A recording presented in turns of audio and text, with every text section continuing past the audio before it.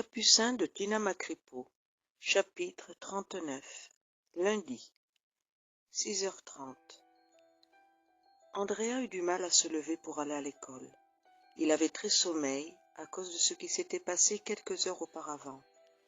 Il n'arrivait pas à trouver un sens aux mots de cette âme en peine et était certain qu'il ne s'agissait pas d'un simple rêve. Il envoya un message audio à Laura pour lui demander comment elle avait passé sa nuit et parler de l'apparition. 14h30. Andrea descendit du bus de retour de l'école et se dirigea vers le cimetière où il avait rendez-vous avec son ami. « Bonjour » le salua Laura. Elle l'attendait assise sur la vieille chaise de la chapelle. « Bonjour » lui répondit-il en souriant, et il entra dans le mausolée. « J'ai des nouvelles » s'exclama-t-elle. « Les responsables de Wattpad ont répondu à notre signalement. » Andrea hocha légèrement la tête, l'invitant ainsi à poursuivre la conversation. Ils ont répondu qu'ils n'ont aucune preuve et qu'aucun bon motif justifie le retrait du livre de ce site.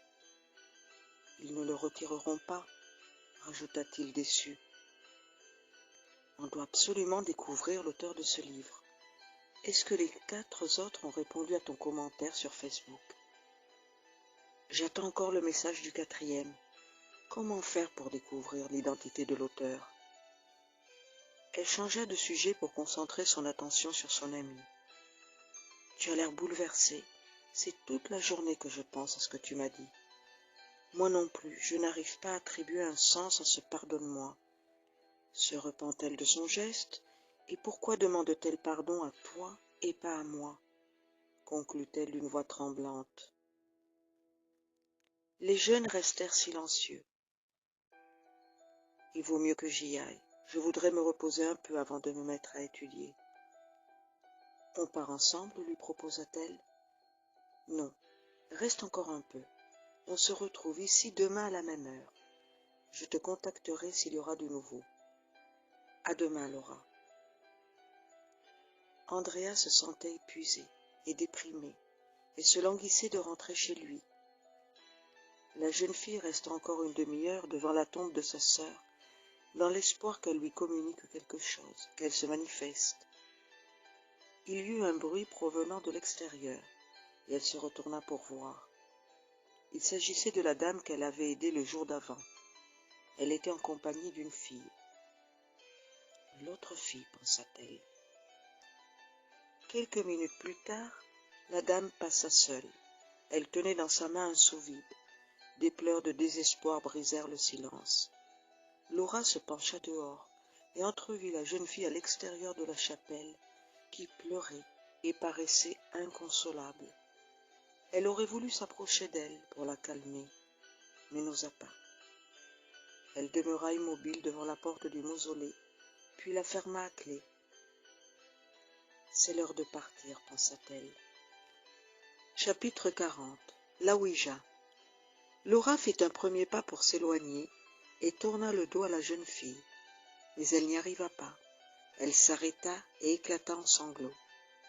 Elle revint sur ses pas et rejoignit l'inconnue. Celle-ci essuya ses larmes avec un mouchoir en papier et la regarda d'un air interrogatif. « Bonjour, lui dit Laura.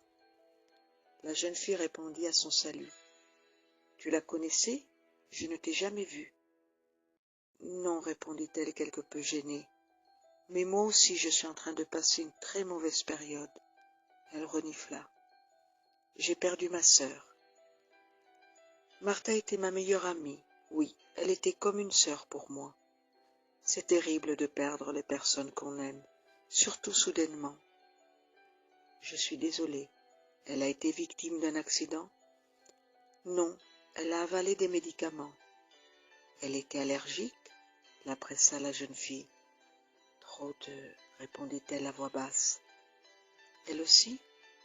Elle s'est... Non, ma sœur ne s'est pas suicidée, répondit-elle plus fort qu'elle ne l'aurait voulu. Silence. Ton amie s'est suicidée? Demanda Laura. Elle était un peu gênée par la réaction qu'elle venait d'avoir. Elle allongea son bras vers la fille. Je m'appelle Laura. Elle ébaucha un maigre sourire.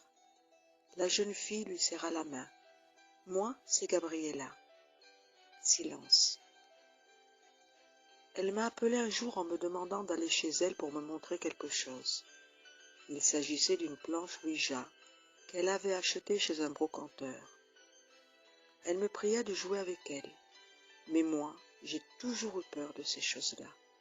Elle a insisté, mais j'aurais dû refuser. Il s'est passé quelque chose de grave? Lui demanda Laura inquiète. La porte de sa chambre s'est ouverte et refermée violemment. Nous avons tout de suite arrêté de jouer, car nous avons eu peur. On aurait peut-être dû demander à l'entité qui s'était manifestée la permission de cesser la séance, mais nous étions effrayés et nous sommes sortis de la maison précipitamment. Depuis ce jour-là, mon amie a changé. Un jour, elle m'a avoué avoir entendu une voix qui lui parlait dans sa tête et qui l'a poussée à tuer des personnes. Elle craignait de mettre en acte un jour ou l'autre ces pensées aberrantes. « Vous n'avez demandé de l'aide à personne ?» demanda Laura tourmentée. J'avais décidé d'en parler avec le curé, mais je n'en ai pas eu le temps, car tandis que je me dirigeais vers l'église, ma mère m'a appelée pour me dire qu'on venait de la retrouver. Même ma sœur s'est apparemment suicidée, mais moi je n'y crois pas. Laura se remémora l'épisode de la nuit précédente. Le pardonne-moi résonnait dans sa tête et lui provoquait des vertiges. Martha était retrouvée dans sa baignoire, les poignets coupés. Ces mots firent retentir une sonnette d'alarme dans la tête de Laura. « Puis-je voir la tombe de ton amie ?»« Sa mère arrive, » lui murmura-t-elle affolée. « Elle n'est pas au courant de la planche de Ouija, car Martha l'avait immédiatement rapportée chez le brocanteur. Personne n'est au courant de la séance et de la voix, la prévint-elle. « Je t'aide à porter le seau, Ada, dit-elle en se dirigeant vers la dame.